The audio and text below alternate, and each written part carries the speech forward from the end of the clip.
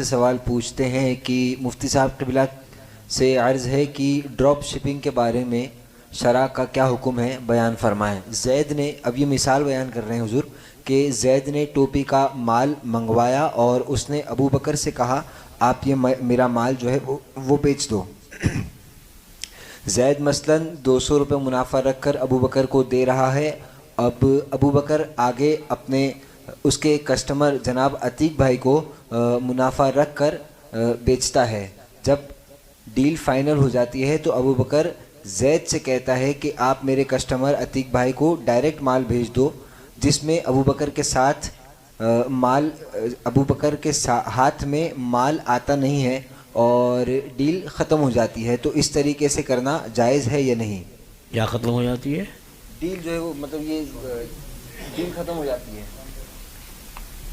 On line خریداری۔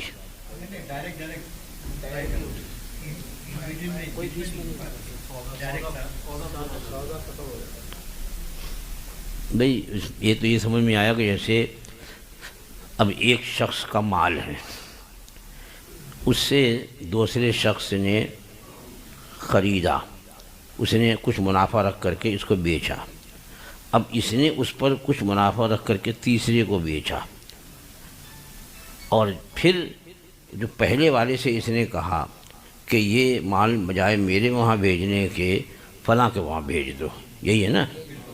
تو یہ صورت ہے۔ تو یہ حدیث پاک میں جو منع فرمایا سرکار دو عالم صلی اللہ علیہ وسلم نے، بیع قبل القبض، یعنی مبیع پر قبضہ کرنے سے پہلے اس کو دوسرے کو بیچنا، یہ ممنوع ہے، جائز نہیں ہے۔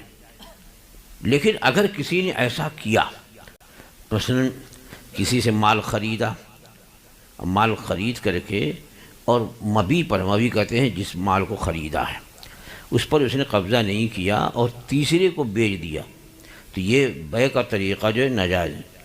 لیکن اب تیسرے کو بیچا اور وہ مال پہلے والے کو کہا کہ فلاں جگہ بھیج دو، تو اس نے وہ مال جو ہے بجائے ہم بیچ والے کو بھیجنے کو، اس نے جس سے بیع کیا اس کو بھیج دیا۔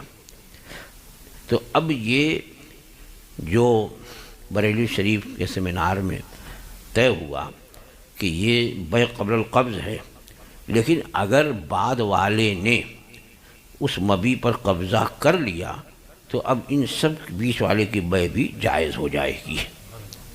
تو یہاں پر یہی ہے، اب وہ نام تو یاد نہیں کہ ابو بکر اور زید اور ابو بکر اور عتیق، 3 لوگ ہیں نا اس میں۔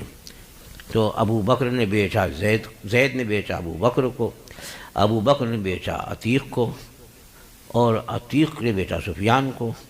تو اب یہ بیچ میں جو 2 ہیں، اس نے یہ کہا بھائی کہ یہ مال فلاں کو پہنچا دینا، ہم نے بھی یہ کہا، یعنی ابو بکر نے یہ کہا کہ زید سے کہ تم جو وہ مال فلاں کو بھیج دینا، نہ مجھے بھیجنا، نہ ابو بکر کو بھیجنا، اور نہ ہی عتیق کو بھیجنا، ڈائریکٹ سفیان کو بھیجنا۔